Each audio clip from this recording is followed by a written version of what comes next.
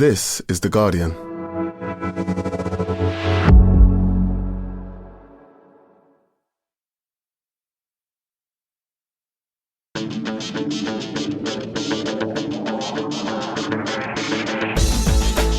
Hello and welcome to the Guardian Football Weekly. Our job, should we choose to accept it, is to bring life and excitement to the second round of the Carabao Cup. Loads of penalties scored by players who'd all had a decent warm-up. QPR and Stoke springing the surprises. Susie Rack will join us as England's World Cup qualifying campaign reads played 2, 1-2, 4-18 against 0. Sounds competitive. Nick Ames went to Moldova to find out about Champions League minnows FC Sheriff, so we'll ask him about that. Also, will a certain panellist dig his heels in on Ronaldo? There's the latest on Jack Swift's move to Ajax. And who is Ronnie Brunswick and what is he doing? All that plus your questions, and that's today's Guardian Football Weekly.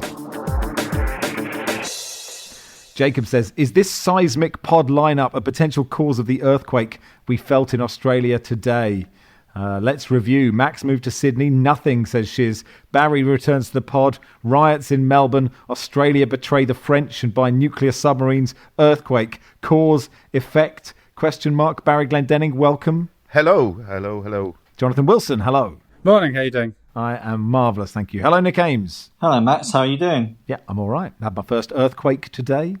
The building shook slightly and I shat myself. I think that would be the easy conclusion, while everyone else carried on with their day. Nobody told me. They told me about the sharks and the spiders and the things, but they didn't tell me about the earthquakes. Not acceptable. It should have been on a form, shouldn't it? P.S. There are earthquakes.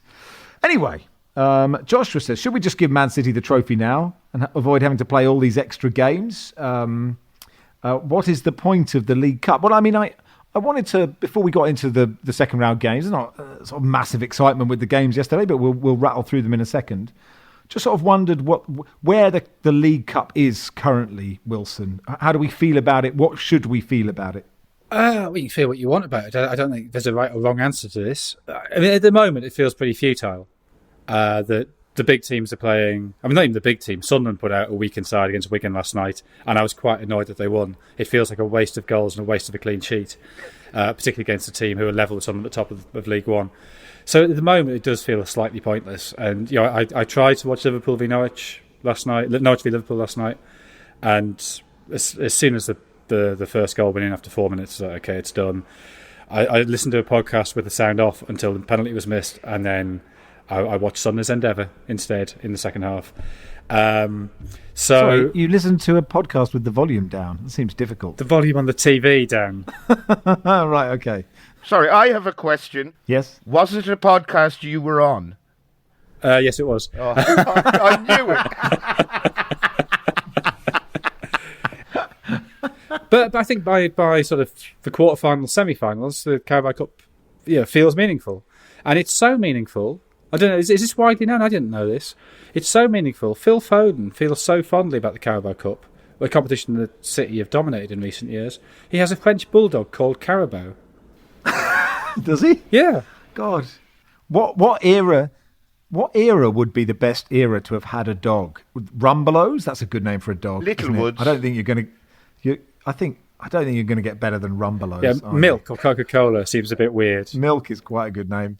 Carling is that's a terrible name for a dog. Or just the Football League. So yeah, late 70s, going down the park. Here, Football League. I suppose we have the same feeling about all cup competitions. I mean, the FA Cup third round still has excitement and interest, doesn't it, Nick? But maybe all the tournaments, they do get more exciting come the quarter-final. But it does feel it just feels a bit... the second round of the Carabao. It does, but we've been talking about this for about 20 years now. Well, I mean, we haven't, because we haven't known each other 20 years, but like one has been expressing views on that for about 20 years, and it's still here, and people still invest from kind of the quarters, semis onwards, and I agree it's patchy. Like, you look at the team Wickham put out last night at Man City, and I think they had their best attackers on the bench, players like Horgan, Vokes, McCleary, stuff like that. And you kind of think, well, if you're not going to make the most of your big day out, what is the point? But it kind of at this point serves as a petri dish for managers, doesn't it? Like, one year they might play 11 kids, another year, as Klopp did last night, they might mix it up a bit more, and you might get a bit more out of it. I kind of think we talk about this every year, and it rolls with the punches, and eventually we get on with it, don't we? The thing is, it's not compulsory. If you're not interested, you don't have to watch it. We have to sort of feign some sort of mild interest in it, but it's fine. I would imagine in a lot of people's heads, it ranks somewhere below both transfer windows in terms of, winning a trophy. But it's fine.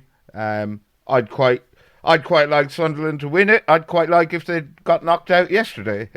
But if you're not interested in the early rounds, you don't have to take any interest in them. I suppose we're in danger of asking, has the League Cup lost its magic?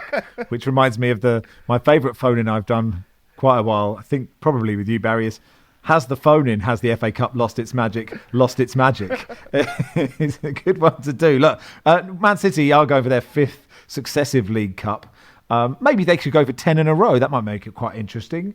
Wycombe did have their moment, right? And that was a really lovely thing to see. Brandon Hanlon giving them the lead, the Wycombe fans and players getting very excited about it.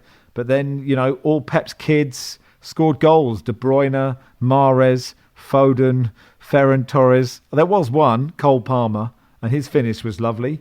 You noticed, Baz, that Pep saluted Adebayo Akinfenwa. Yeah, I mean, Pep seemed remarkably enthused by this win, and he really excited about it, more so than he would after winning a title even. But he gave 5 senior debuts to players. They all played well, and then sang the praises of Akinfenwa, the legend, afterwards, saying they faced a legend of English football. It was a pleasure to meet him. So if I was Adebayo Akinfenwa, I think I'd quite like being noticed by various top-flight managers, because Jurgen Klopp has done it as well, gone on about how great he is and sent him messages. But it's also slightly patronising, I think. But I suppose it's nice to be noticed. And he did give a very inexperienced Manchester City back four quite a lot to think about, because he's a hard man to get a handle on. I like how you call him Akinfenwa, like Akinfenwa Park. What is his name? Sorry, have I got it wrong? Akinfenwa. Sorry, I do apologise. There's no Y. If you apologise to Bio, and if he's not happy, he can go over around your house and beat you up. Yeah. Can't he? Robin says, which League One side do you think Man City will get in the next round? They do have quite a nice run of things generally in this competition. So we'll find out tomorrow, I presume. QPR knocked out Everton on penalties. It was nice to see Charlie Austin scored 2 goals. The second was a lovely little header. My only other note on this game is Elias Chair might be my favourite name in football at the moment. Tom Davies missed the crucial penalty. Rafa said we did quite well. We had 17 attempts, showed good character. We have to be better in both areas. Well done to Queen's Park Rangers. Stoke won at Watford with 2 quite fluky goals. Sam Clucas. I hadn't considered Sam Clucas for a while, so it was nice to be reminded of Sam's existence. Liverpool won 3-0 at Norwich. Nick, you were there. Yes, I was there. It was a late night, but I sort of enjoyed it, really. And not just because I'm an Ipswich fan. I got 700 words from it in my report. There was quite a lot to mention in the end. Liverpool cruised it 3-0. They've beaten Norwich 3-0 away twice now in the space of 5.5 weeks with entirely different lineups. And Norwich got booed off a little bit at the end, which I thought doesn't really bode well given the start they've had. It doesn't feel like the happiest of environments for a newly promoted team. But the sort of key moment of the game, if you like, was when Norwich's very lively Greece forward, Christos Zolis, who they signed for 10 million from PAOK, I think last month, he'd kind of been their best player in the first half, but they were a goal down to Minamino's shot early on. And then he has a shot, and the Liverpool keeper Kelleher parries it. And then another Greek player, Giannoulis, is fouled in the box, and it's a penalty. and Zolis steps up to take it, and I didn't think too much of that, but I did notice a few raised eyebrows among some of the Norwich chest pack, so he took the penalty, and it was a bad penalty straight down the middle, and Kelleher saves it with his legs, and then Zolis rather embarrassingly air kicks the rebound. So Norwich's chance is basically gone, and Liverpool go on to win 3-0 in massive comfort. But Daniel Farke afterwards, who, I mean, I had a train to catch, and Farke talks for longer than any Premier League manager. That's a fact. Before their game against Watford the other week, I think what one of the guys said he gave an answer that lasted 16 minutes. So I was on the clock, believe me. But I was very interested to hear his view of the penalty, and he said Christos was not the first on the team sheet to take it. He got greedy. If you do this, you have to make sure you score, otherwise you're in trouble. He will never do this mistake again in his life, that's for sure. And he went on to say how he'd made it crystal clear to him. So I don't know what went on in the tunnel or the dressing room after the game, but I think poor Zolis clearly got a bit of a rollicking from Farke for that, and clearly won't ever do it again. Hopefully Solis can find solace. A quantum of Zolis, and there was none for Norwich. I mean, maybe they needed Mark Noble to come on and miss a penalty for them or something. But well, interesting you say that. Jay has emailed to say, how do you feel about Andy Robertson coming on after 65 minutes for Kostas Tsimikas and sprinting across the whole pitch to immediately take the throw-in? Fortunately, the throw-in found the man, but would the panel rather a fresh Robertson with no practices before coming on, or a jaded Tsimikas finding a man with a throw-in to save their life? It's a very good question. The thing I liked from this game was the commentator, when the second goal went in, he went, it took them minutes at the start of the first half to get there first, and history has repeated itself for Liverpool at the start of the second. I'm not sure I think that's a bit grand, isn't it, for getting a second goal away at Norwich in the Carabao Cup second round? Or that's history repeating itself, is it? I felt like something big had happened in the stadium there. I looked at the person next to me, and he looked at me, and we both knew. We didn't have to say anything. By any chance, Max, did the earthquake in Sydney coincide with the moment that goal went in? I don't believe it did. I think it was hours later. Brentford 7, Oldham 0. 4 for 4s. Marcus Fours, a Finnish man, scored 4 goals. There was a nice overhead kick by Johan Wisser, which I'm giving 5.9 on the Sinclair Spectrum to anyone who wants to dig it out. Burnley 4, Rochdale 1. Jay Rodriguez scored 4 goals. So well done, Jay. After they went a goal behind, it was nice to see Aaron Lennon doing his funny little quick legs down the right wing for Burnley in that game. If I was a Burnley fan, I'd like Wilson thinks Sunderland's victory was a waste of goals and a clean sheet. I'd very much see that as a waste of 4 Jay Rodriguez goals, going by the same sort of thought process. Well, he did it. I mean, what are you meant to do? I mean, could Sean Dyche admonish him like Daniel Farke admonished Solis, going, I didn't want him to use his goals up today, the idiot. Lovely story from Craven Cottage. Leeds beat Fulham on penalties. Dan James' partner gave birth to a baby boy at lunchtime. He spent the afternoon with her. Then he got a helicopter down to London for the game, played the full match, scored a second penalty in the shootout. So well done to Dan. And here we are saying that the Carabao isn't important. He also said after the game that he and his partner, they haven't come up with a name yet, so the obvious one should be Carabao, you'd think. It's extraordinary how attitudes on that kind of thing have changed. I mean, I think for the better. But I remember talking to Dennis Stewart, former Sunderland, Manchester City, New York Cosmos, 7 caps for England. And when his second son was born, he was playing away for Manchester City at Wolves. And he just he came to the dressing room at half time, and the manager goes, picks up the phone rings. Manager picks up the phone, goes, Dennis, it's a boy. Puts the phone down. They carry on with the rest of the team tour. Well, I remember John Barnes was doing punditry, and at half time, I'm sure this is true. And someone went, oh, "Wonderful news, John. Your wife's in labour, so look, we'll see you. Off you go." And he went, "Oh no, I'll stay for the second half." And and then watched the second half, and then went off. My father wasn't present for the birth of me or either of my sisters. What was he doing? He was at work. He was with a cow. Yeah. He may well have been helping someone else give birth at the time, a cow or a horse or a sheep. Are you intending to be present for yours, or are you just going to be doing a podcast, doing a bit of talk sport or something? Phone in suggestions for what we call him. We had a good tweet about this that I was going to do at the end of the pod, but since you brought it up, somebody said, is Max announcing that he and his wife are expecting a child to a retweet of Nicki Minaj, the most obscure way anyone has decided to announce big news? She'd said, the vaccine had made her cousin's friend impotent, and I was suggesting that I had the vaccine, and shortly after Jamie became pregnant. Well, I presume I'm the father, of course.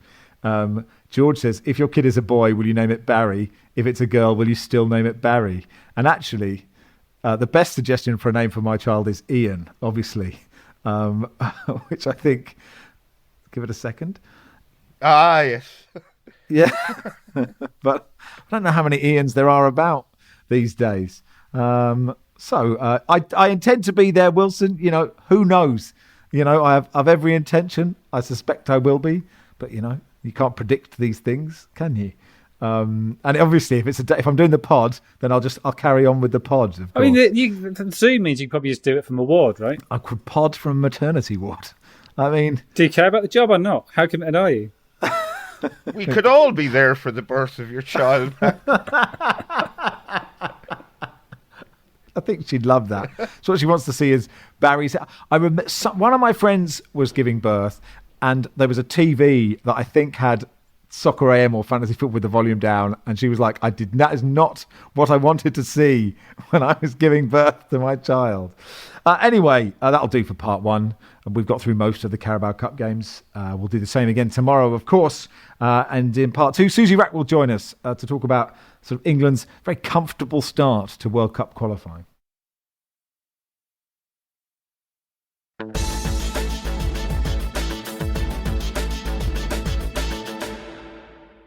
Welcome to part two of the Guardian Football Weekly. Guardian's women football correspondent Susie Rack joins us. Susie, hello. Hey Max, how you doing? I'm all right. So England's World Cup qualifiers played 2-1-2, 4-18 against 0. 10-0 against Luxembourg, 8-0 against North Macedonia. I don't know how much we can learn from these two games. The first game is under the new manager, Serena Wiegman. What can we learn? Not much. I mean, the two teams between them were ranked, one's ranked 120 something in the world and the other one's 131 in the world. So, yeah, I mean, there's little you can take from games like that. I think the biggest thing you can take is that World Cup qualifying needs pre-qualifiers because, I mean, the gap is just so massive. I think there were 8 games of 22 yesterday that had a 6-goal margin or more. There was at least 2 10-0 games.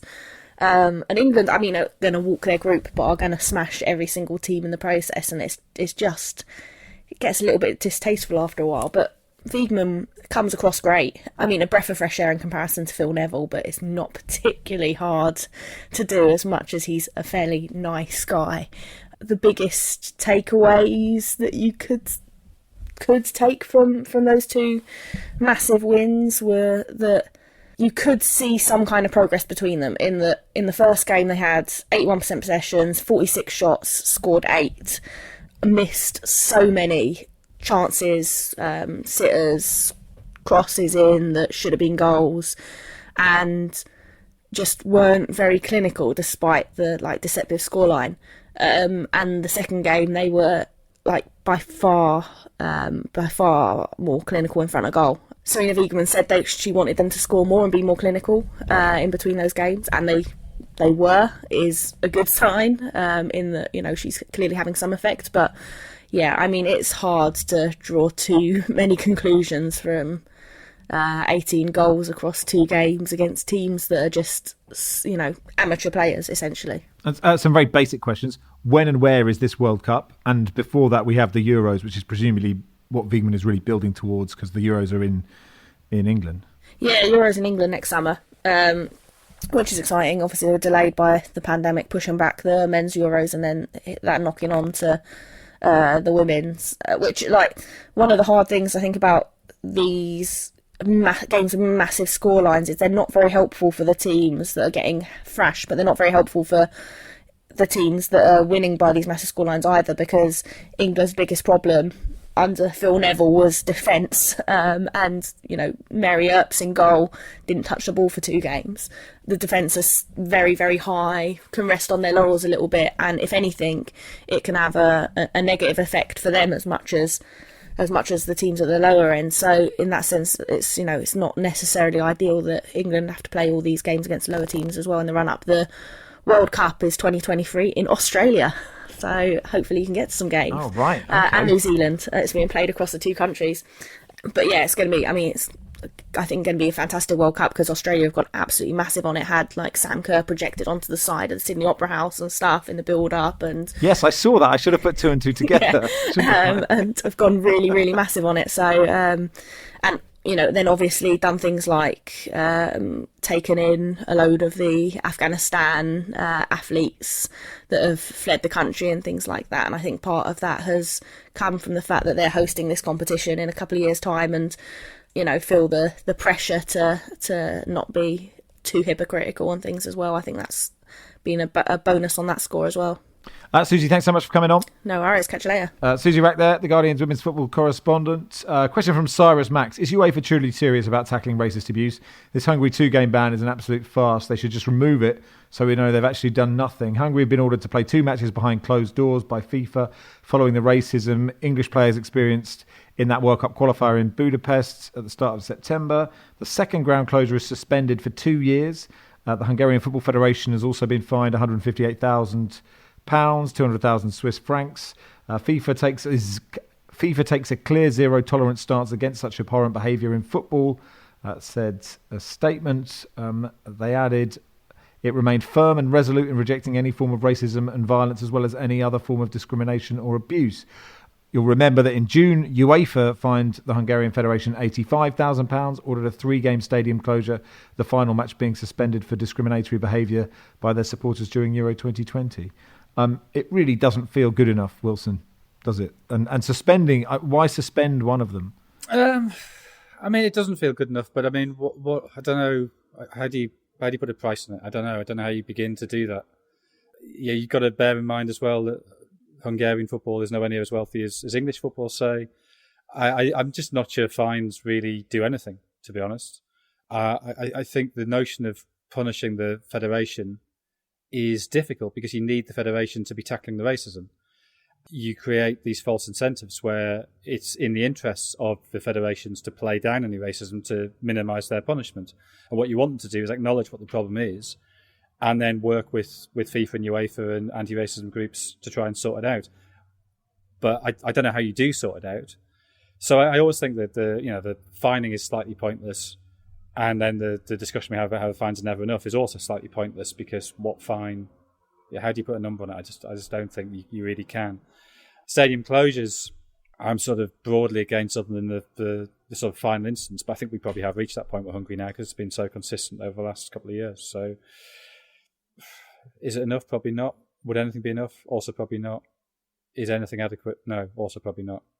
The only way to hit football where it hurts, I think, is by not playing football, right? So would the next step, or the logical step here even, have been banning them from a set of qualifiers from the next ones? I know that punishes the players, but if what we've already spoken about doesn't go far enough, which it doesn't, and I think the totting up procedure of offences should be a lot tighter and a lot more rigorous, then what other option is there than to take away the football from the people who are using football in such a shockingly horrible way?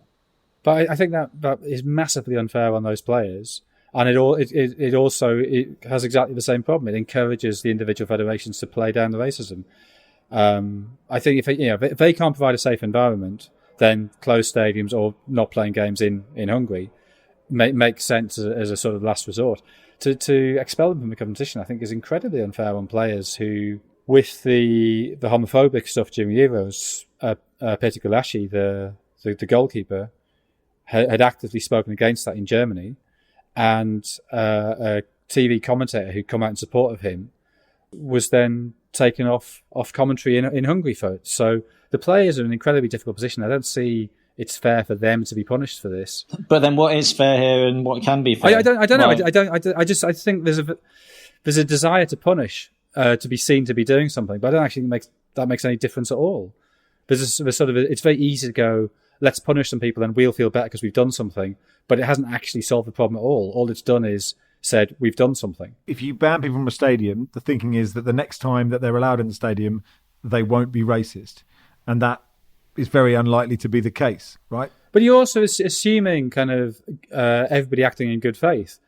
I think there's, if you're a far right-wing Hungarian ultra, the Hungary national team getting results on the pitch is actually pretty low down your list of priorities. And Max, I mean, a lot of England fans disgrace themselves at the Euro 2020 final. How would you feel if England were slung out of the next set of qualifiers? Well, and habitually disgrace themselves at away games all the time. Not necessarily with homophobia or racism, although there is certainly some of that, but just by being boorish in bars around places, that makes going to England away games to cover them, certainly as a journalist, really unpleasant. The point about that is a lot of those England fans genuinely don't see anything wrong with the manner in which they sort of, in inverted commas, occupy a big square in, I don't know, Zagreb or Lisbon or wherever, or Amsterdam, and start, making fun of poor people chucking bottles and chairs around. They just see that as a bit of harmless banter. There appears to be, or there feels to me, a difference between what happens in a ground and not in a ground. Where do you draw the line? Certainly for a federation's point of view or an FA's point of view. Well, in terms of providing a safe environment for the game to happen, I think that's absolutely right. There's clearly some sort of narrow perimeter to the ground where the club has to take responsibility for that. It's a club or the federation's responsibility to provide a safe environment for football to be played. And if they can't provide that, then they have to play without fans or play in a different country or a different city. But that's why I sort of always felt uncomfortable about federations being expected to take responsibility for fans.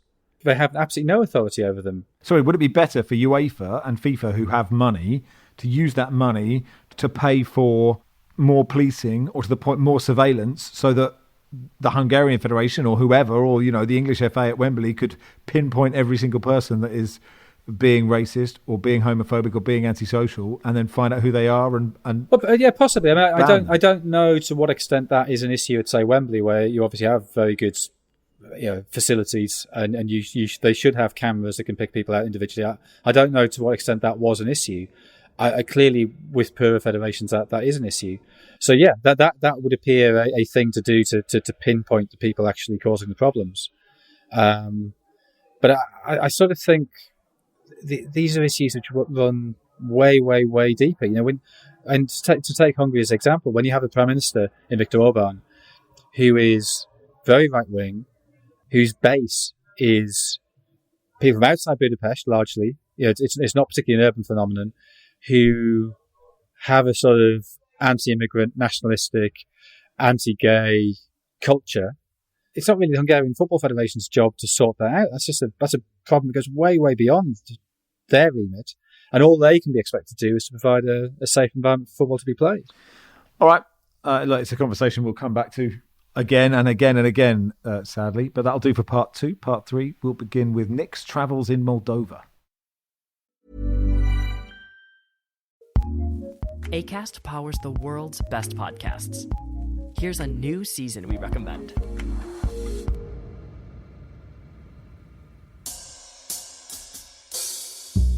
Hey, happy listener. I'm Yardley. And I'm Dan. And I'm Dave. And we are the hosts of the true crime podcast, Small Town Dicks. On our podcast, detectives from small towns all around the world give us their first-hand accounts of the memorable crimes they investigated in their small town. The new season of Small Town Dicks launches on September 17th. Meanwhile, if you're new to the podcast, we have over 118 episodes for you to binge until the new season starts. So please join us on September 17th for an original take on true crime. Small Town Dicks, available wherever you like to listen. Acast recommends.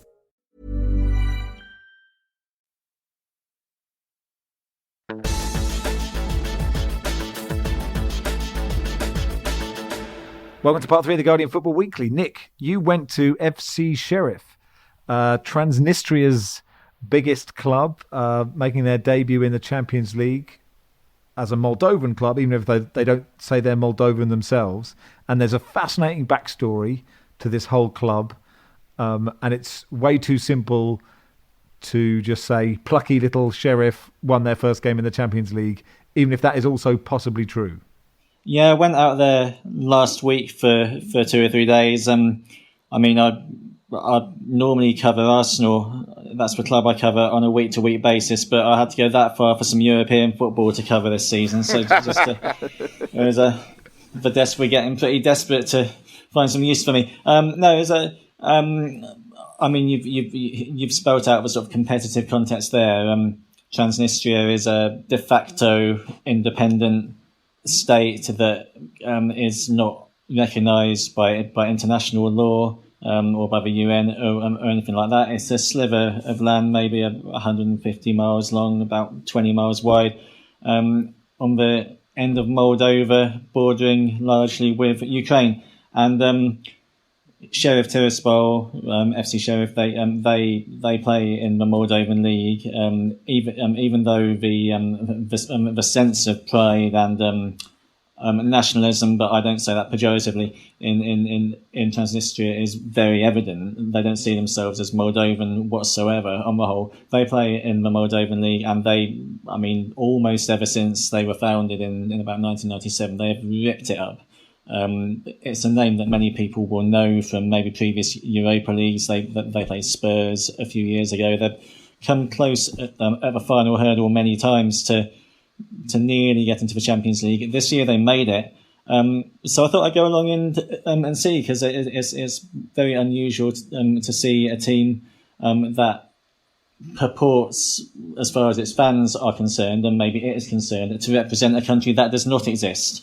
As far as the wider world is concerned, if you're still with me. The setup there is absolutely bizarre. What you've basically got is a company called Sheriff that was set up by 2 apparently ex-KGB officers running the country.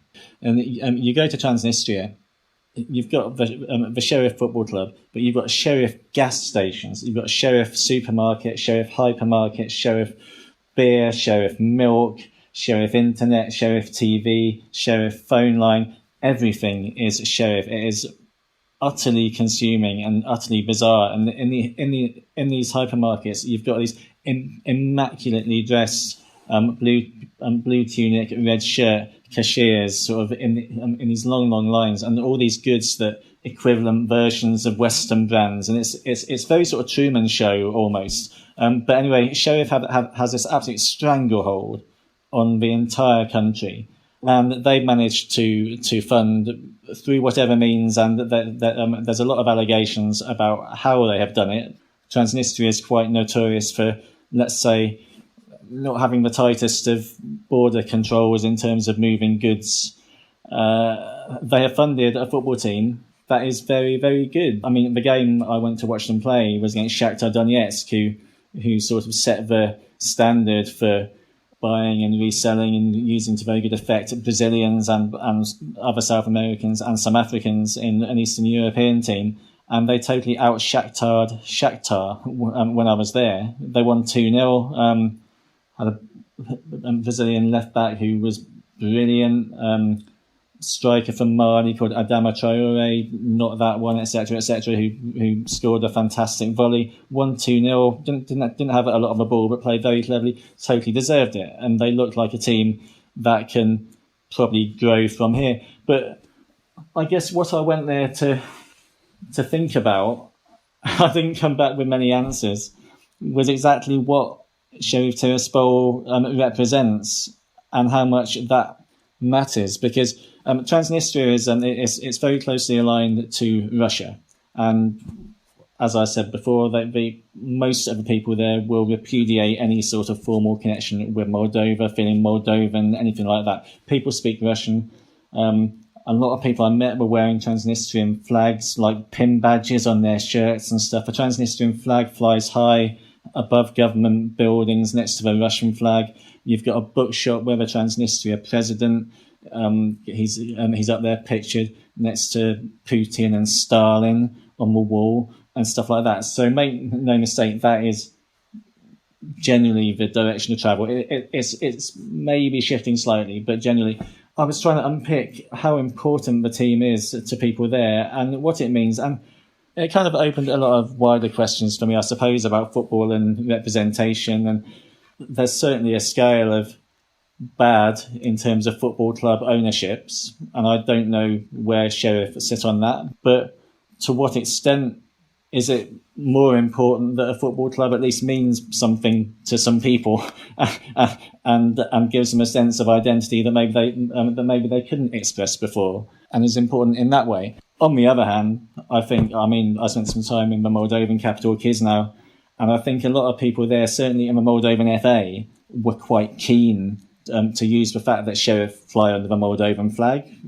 legally and as part of UEFA, and that it reflects as good PR almost for Moldovan football as well, and for potential investors in Moldovan football, for people like ourselves who might look and think, why is there a Moldovan team in there? So there was a lot of different sides to it. Fascinating place. It's if you read the literature before going, you hear a lot about it being a slice of the 1980s and Soviet communist ephemera everywhere, stuff like that, and it really is. It's like being in a very remote provincial mid-sized Russian city, I would say, and you've got your Lenin bus everywhere and your trolley buses going up and down and not much English spoken.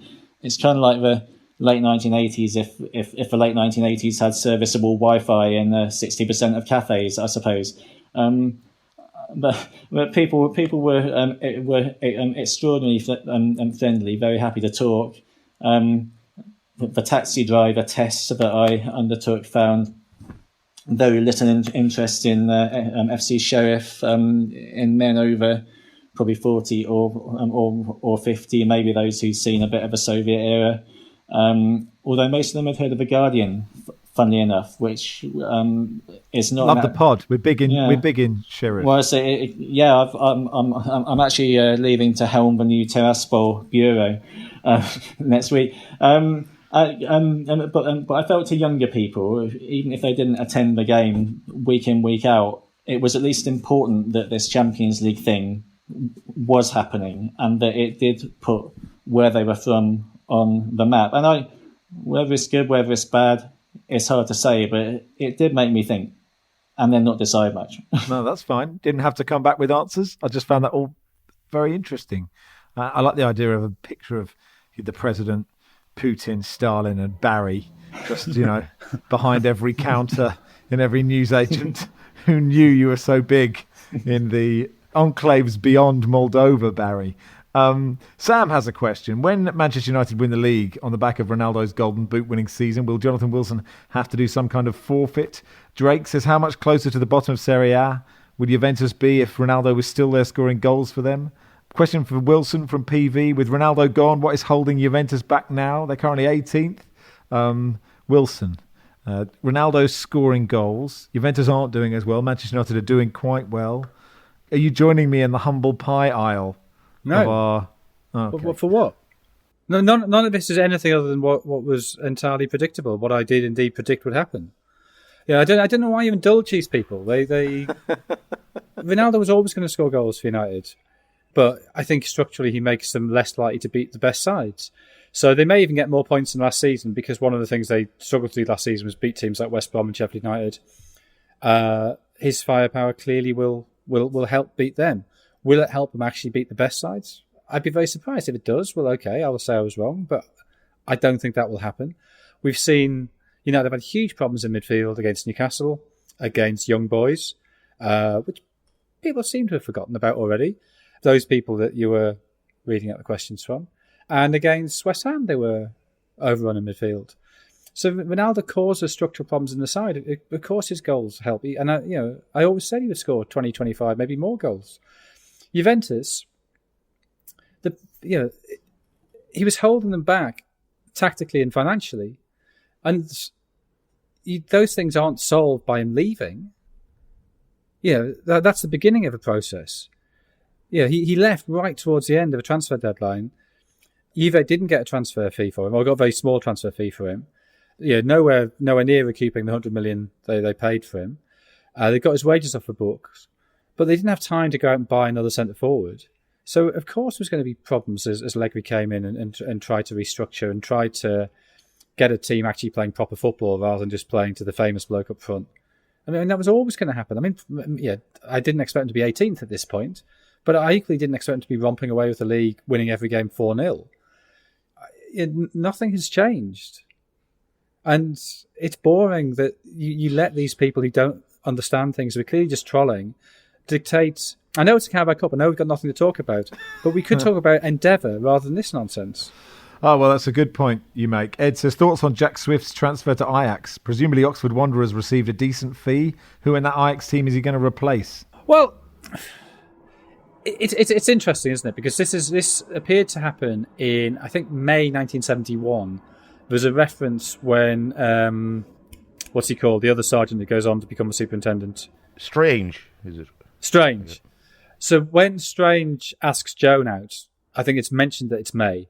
And there's also reference in another newspaper article to the Lions tour of Australia and New Zealand, which I think began in May 1971 and went on for about 3 months.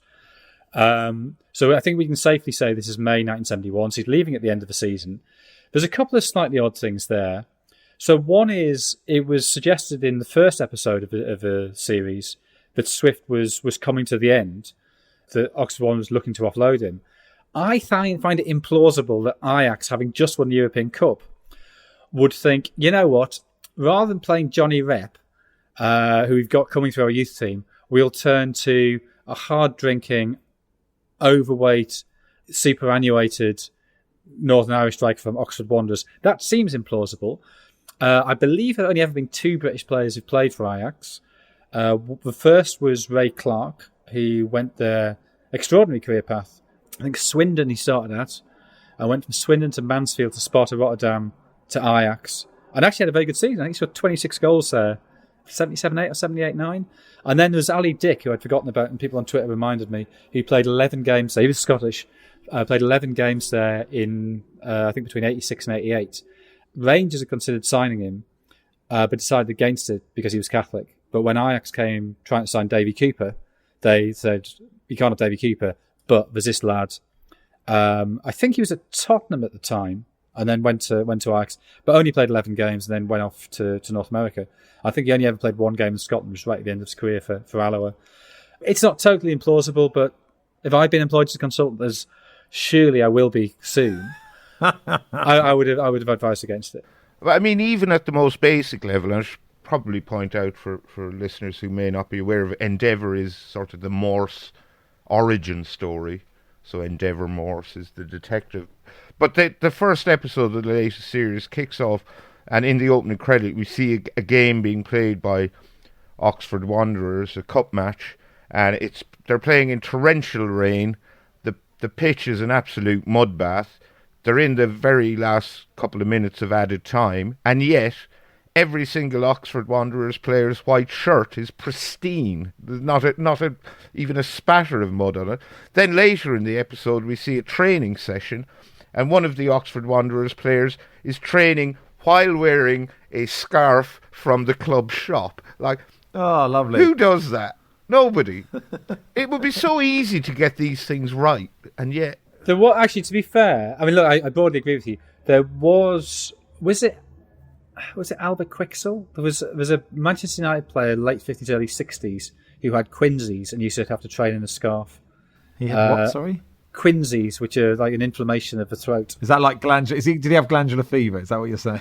No, I think quinsies are one of those sort of malnutrition diseases that we don't really get anymore. I mean, look, I'm not a doctor. I don't know. Don't like rickets. Yeah, I think it's it. I mean, look, as I say, I don't know. I Mickey Quincy's? Is that what you're saying? But that first episode of the series, I think, was by some margin the worst Endeavour there's been. They do so much to get the period detail right. Even things like when they're having a drink in the bar afterwards, the players are in club tracksuits. Early 70s, it wouldn't have happened. They'd have been wearing suits. Well, what level are they? It's very hard to tell. And it was going to be a big shock if they'd gone out the FA Cup to Cowley, So we assume they're a first division team because Jack Swift was meant to be this big star, somebody who was being targeted by a terror group. I mean, you just don't target sort of third division strikers if you're terror. I mean, it's a low grade terror group, but then the stadium, wasn't a particularly big stadium. And also the players who turned up in the players' lounge after the game in their tracksuits had all arrived wearing civilian clothes. Yes, yeah. So the whole thing was very, and I thought sort of the characterization was poor, the plotting was poor, the acting was poor. I thought it was a terrible first episode. I thought this week's was a lot better, although the denouement was bizarre. I'm slightly concerned that you're more interested in this than the Carabao Cup second round. I believe our remit, what people come to this podcast for. Well, who knows? Can we just finally point out a lot of people got in touch with us with John Arnold's tweet. He writes and broadcasts about CONCACAF, and his tweet yesterday was, so the Vice President of Suriname, whose name is Ronnie Brunswick, who is 60 years old, is playing in the CONCACAF League for, and I hope I pronounce this correctly, Inter Moengotapoe, captaining the team he owns against a team called Olympia from Honduras. He played 54 minutes.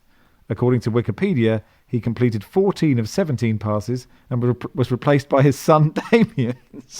And there's a lovely picture of him pointing, gesticulating at his teammates. He's not svelte, Ronnie, anymore at 60, but that is a decent pass completion rate, isn't it? I'd be happy with that. 14 out of 17. So yeah, why not, eh? I think they should put him up top with the president of Burundi, Pierre Nkurunziza, off the top of my head, who I think plays up front or sometimes moonlights up front for a team that he founded in the Burundi top flight, and he's a similar age, and I think magically manages to knock quite a few in when he plays. So there's maybe a budding strike partnership there one day. Victor Orban, of course, was very keen on football, and there was certainly a period when most of his cabinet had played for his five-a-side team. I mean, that's not quite the same as putting yourself out in the top division. Well, no, okay. So the Puskás Academy, which he founded in 2006, finished second in the Hungarian league last season, playing in a stadium in his home village, which has the capacity double the population of that village. So it's not quite the same, but it is pretty bad. Anyway, we are all Ronnie Brunswick. If I ever buy a football team, I'll be on the bench. I think I put myself on the bench. No, I think you've got to have some integrity, haven't you? It's all gone. Anyway, I think we've run out of time. We had some lovely emails that we can't read out because we've got to finish and we've got to be back tomorrow. We wasted too much time on Ronaldo and pointless Ronaldo stuff. I thought you had a good... I've done actual prep for the Ryder Cup question you flagged up before. Oh, okay then. Oh, fine. Okay. Well, in which case, I've deleted it. Where's it gone? Somebody, and I do apologise, if I press Control-Z enough times, it'll come back. Here we go. Bob says, who would win in a football Ryder Cup? Best combined 11 from the Americas, North and South, versus Europe, and where will Arsene Wenger suggest it? Barry, you've done some prep. Well, I just, from North America alone, you've got quite a decent Ryder Cup team, right? So you've got Brad Faxon Friedel. Yeah. Okay. John Brooks Koepka. Raul Miguel Angel Jimenez. And Sergino Garcia Dest. There's some good golfers. Well done. Is that all? Have you finished the prep now? Yeah, it wasn't much prep. You made us carry on the pod for that. Well, you can always go back and just finish it without that bit. No, you can't. It's 13 fine. of the last 16 World Cup semi-finalists have been Europeans, so I think the Europeans will win quite easily. Okay, that's the funny answer from Wilson. There we are. I'm bored. Let's finish it. Okay. Nick, thanks for coming on. Pleasure, Max. Cheers. Thank you, Wilson. Cheers. Thanks, Barry. You're welcome. Back tomorrow. We'll do the rest of the Carabao Cup second round, but also talk about Derby County going into administration. Kieran Maguire from the Price of Football podcast will join us for that. In good news for you, I am live blogging all the Carabao Cup action tonight, so you don't have to watch any of it. You're a good man, Barry, and I love you.